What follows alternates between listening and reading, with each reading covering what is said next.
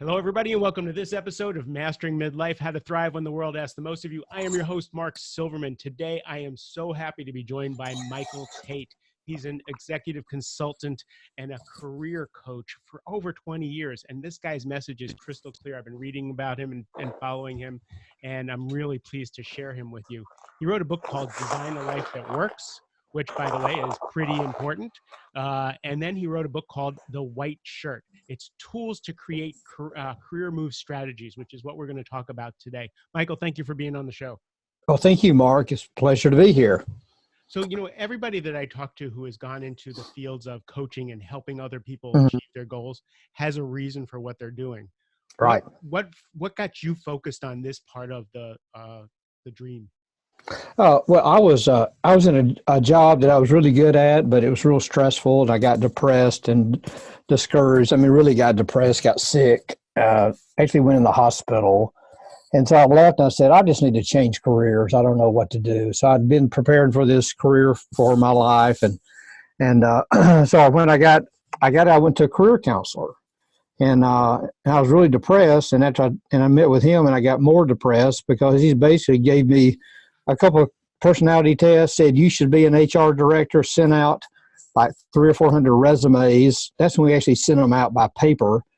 And I got one response. I have a master's degree. I got one response. Wow. And I thought, I need to get more depressed.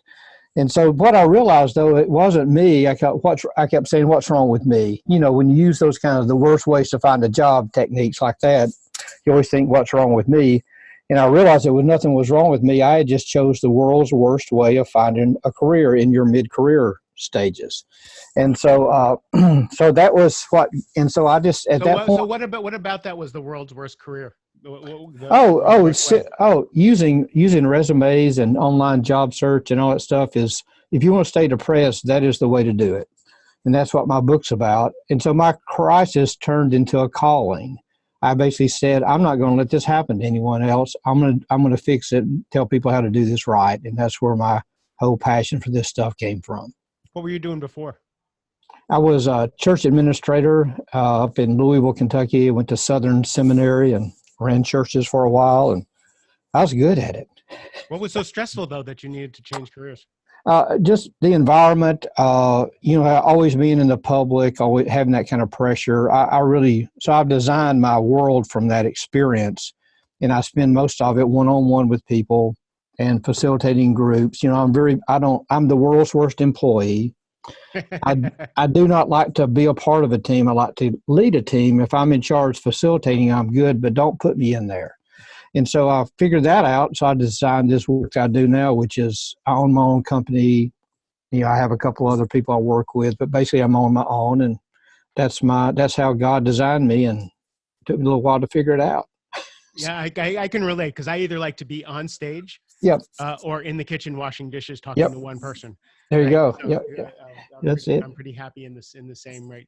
So when they sent me your bio and the stuff about your book, usually I kind of toss that aside, do my own research, and decide what I want to understand. Mm-hmm.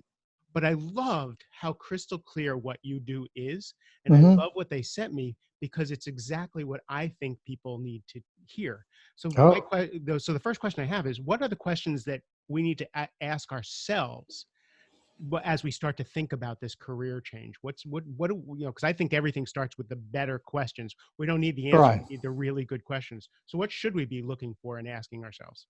Yeah, well, there's only 3 questions in the book. It's driven by, the first one is, who am I? That is, what are my interests? What are my skills? What's my makeup? The second question is, where's my place in the world? And the third question is, how do I find it? Now, those are in sequential order. Most people start with the last one. How do I find it? They start sending out resumes and getting on LinkedIn and getting on those other job search sites rather than stopping first. And the first thing you always do, I have everyone do, no matter what age they are, is draw a family career tree. So you have a legacy of careers in your family, and you need to be very aware of what those are, because our parents influence our career decisions. Number one influence is our parents. not to do what they do, but just be aware of the impact that will have on our lives and our career decisions. The second's our peers. It's like a guy I worked the other day, he became an accountant because he didn't know what he wanted to be in college. So his roommate was an accountant. So, and the other is profit. People just go for the money. So the real thing is just asking that, looking at your background, what brought you here, and being aware of that's the very first thing. And then just, start looking at the stories in your life and what comes out of those that tell you what you innately love to, we three things we love to work with. We either love to work with data, people, or things. Primarily, we'll love one of those more than the other. And once we realize what that is, it'll kind of give us a direction. I've never heard that put that succinctly before. Yeah. You either like to work with data, people or things. So in other words, building things, or working on a computer doing accounting or statistics, technical stuff, or people, which is what you and I gravitate towards. Right. And I mean, you have a little piece of all of it in there, but you're going to have a primary thing that drives you. And that's kind of what my book helps you realize is, what's that one thing that you would do even if you weren't getting paid for it. But that's just the skill part. That I say, like, when you're careering, like wearing a hat and standing in a field. You wear a hat like a salesperson, you stand in a field, an industry. In your industry, we discover our industry by our interest, our ears. People ask me, should I follow my heart, my career? And I'll say, no, follow your ears. The language you love to be around. You wear this hat, you stand in this field that you love this language. So once you know those two things, you can say, this is the hat I'll wear. I'll wear this hat of sales or facilitation or whatever it is, and I'll stand in the field I love. I love the language of healthcare. I love the language of utilities. I love the language of airplanes, whatever. You can take those two together, and all kind of companies just fall right out of that. So that's how you start. It's so interesting because I've noticed people who can run off at the mouth about the thing that they're selling, the thing that they're doing, the thing that's so fascinating to them. So it's not selling anymore. Their passion is organic, and it's almost effortless. It's no longer work because it's something you love. Right. Yeah. And so that's the main thing is to get that. And then in my book, I really emphasize the number one thing is after you have that is to take a bold step. I was working with a guy the other day. He's 49 years old. He's in the office. He's sensing he's going to lose his job. And he's right. I mean, we all know it's coming. And he said, I'm sensing I'm going to lose. And I said, I've been thinking about this and this and this. And I said, okay, you're going to have a meeting tomorrow with these people. So I want you to make 3 telephone calls today to 3 people and ask them for advice and never ask them for a job, an opening. Just say, I'm looking at this. I like your advice. And he did it. Guess what happened the next day? They said, no, the next day the guy said, you're fired. You're going to be gone in 3 months. Oh. But I already got him started by taking a step that he had thought about. But just, feelings follow action, cognitive therapy, that you do something, if you do an action, the feelings will follow and you'll take more and more and make momentum happen. So that's really, really important because most people sit around thinking about what they're going to do because they really don't know how, to make that next move. Sure. So, when I first started coaching, one of the things that was drummed into me is if you can get someone into action, everything changes. Even if it's the wrong action, just get them into action. That changes things quite a bit. So what are the challenges that people face when you're in a career and all of a sudden you're like, this is not the right thing for me. I really have to switch. What are the challenges people face? Well, normally they just go about it. There's 3 things people can't make career moves. First is they haven't done the research on themselves. The second one is they try to do it alone. And that is the key to making a career move. In my opinion is my book's the only career book ever written to be done with a friend. It actually is written that way. What a brilliant idea. And, it's just Ecclesiastes, 2 are better than 1 because 1 falls, there'll be someone to pick you up. And then if you talk about getting slammed when you're making a career change, there's nothing as lonely as that. So having a buddy to go along with you, and they say, well, I don't know anybody. 85% of the people out there say they're dissatisfied with their career. I think you can find somebody who would like to do this. You should be able to find someone else. So you sell 2 books, and it's brilliant. Right. Yeah, yeah. Well, yeah, that was the other piece of it too. My publisher thought that was pretty brilliant. So, and we do sell two at a time, so that's kind of pretty cool. But it's the truth. I mean, I work, and people call me a lot. They want me to help them. I don't have that much time to work with everyone, and I, most people can't afford what I want to do. If they'll get someone, and I made this book so you could really get through this without having to spend a lot of money and find your way in doing it. So, yeah, that whole part of doing it by yourself is, or doing it with a friend is the key. Yeah.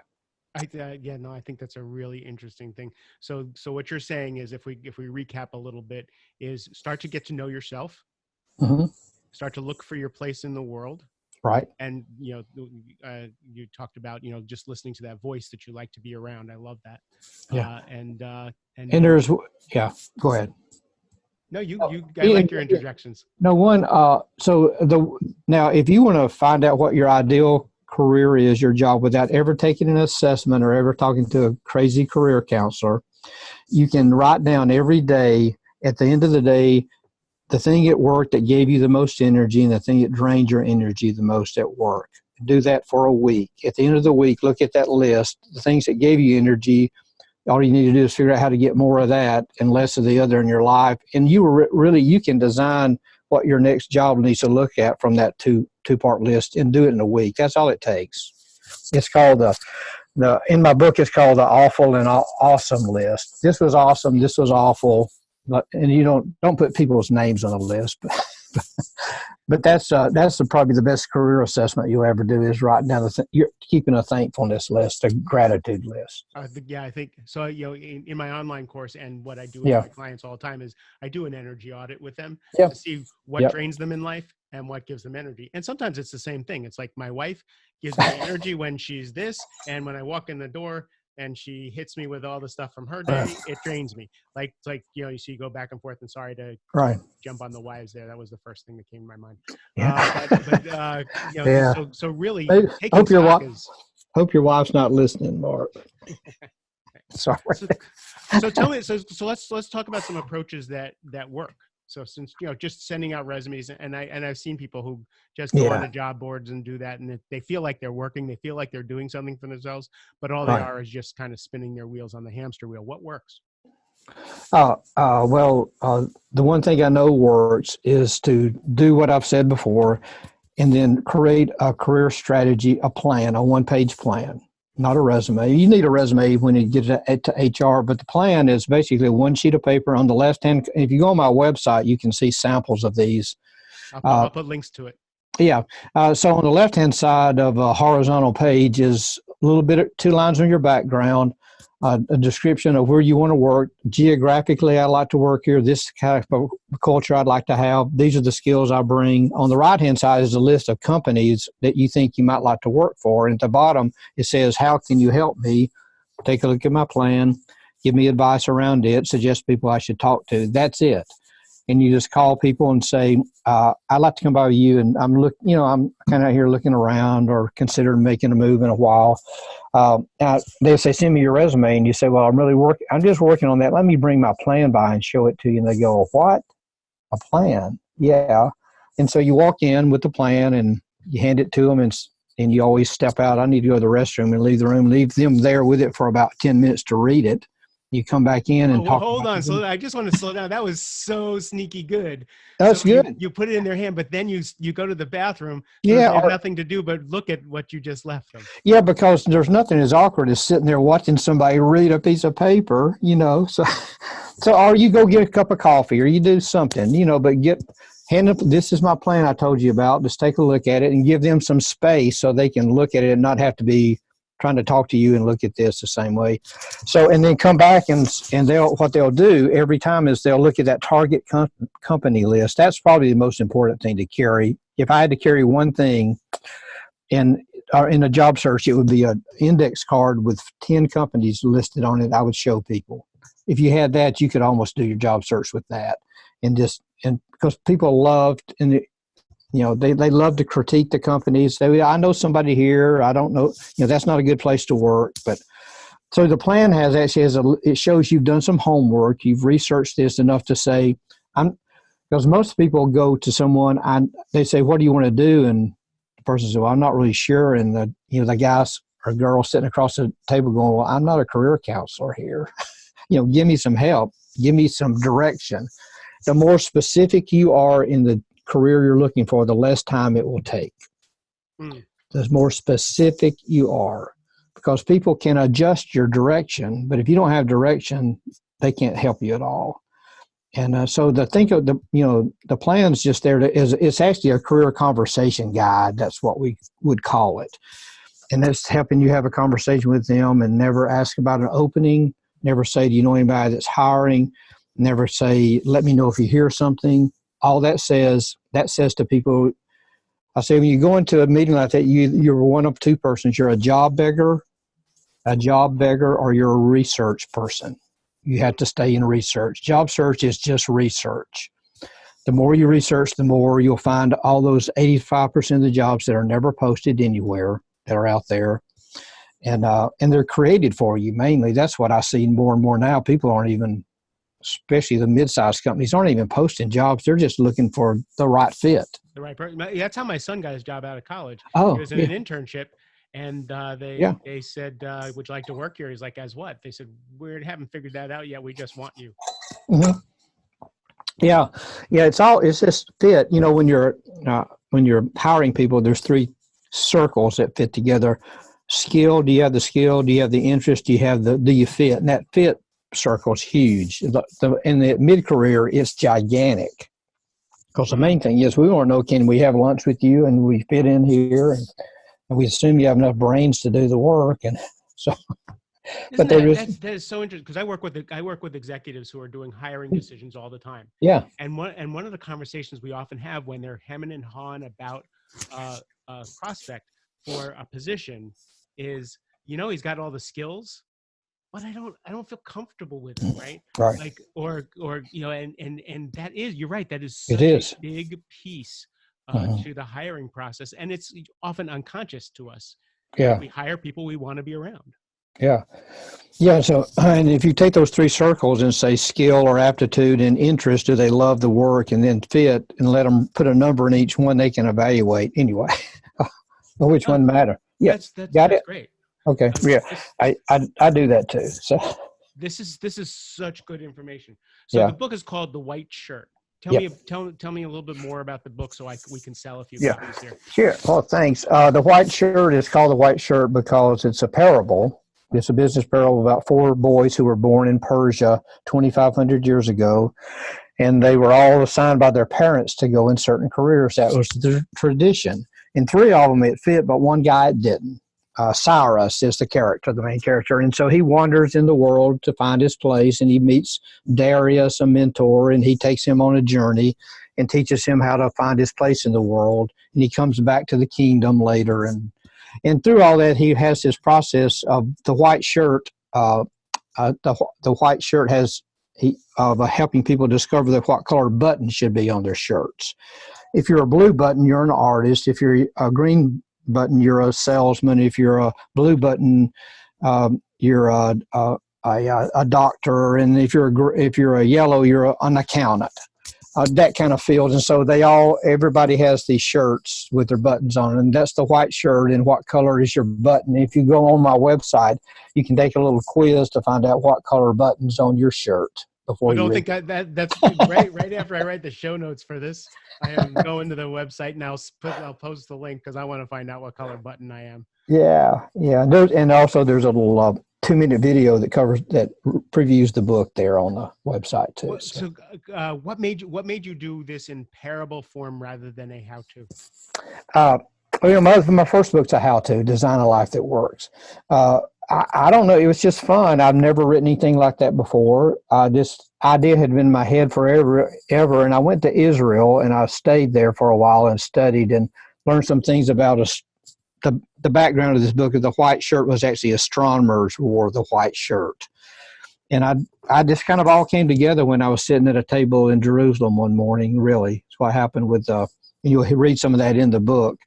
And I went, oh my gosh, this is it. And from there, I had the thing written, and probably 6 months. It just came to me. It was just, yeah. And so, and now this book's a trilogy. There's two more Oh, in I the can't wait White for that. Shirt series. The next one's called Roll Up Your Sleeves, and it comes out in January of next year. And it's about how do you manage the difference between change and transition, and how leaders have to understand they can manage a change, but they have to lead through transition, which is the emotions people go through when a change occurs. That's leadership. And so that's my next. I'll Roll Up Sleeves, the second in the White Shirt series. So anyway. Can I ask you to come back in December and we can record a Yeah, that'd podcast be about fun. that, because Yeah, that's a really important it is. distinction. Uh-huh. And then we can roll it out about the time that you publish the book, and we can do a little push for That'd be fun. I appreciate it. Yeah. because that just sounds so fascinating, and I feel such a connection. My son just came back Yeah. from 6 months in Israel, Oh. and he's trying to figure out where his place in the world and what he wants to do, because it changed him so drastically. Yeah. And so I'm going to use a lot of what we talked about here with him to help him figure out what the next chapter Oh, is. now you have a copy of my book. Did they send you one?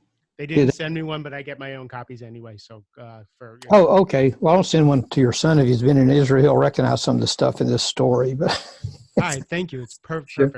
Michael, Yeah. thank you for being on the show. I'll put All all right. the links to your website and to all your All right. Thanks. exercises in the notes. I really appreciate your wisdom. Well, Mark, it's been a pleasure talking to you, and it's been a joy. I thank you so much. Yeah. Thank you. To everybody else, I really appreciate your time and attention. It means the world to me. Have a great day, and I love you.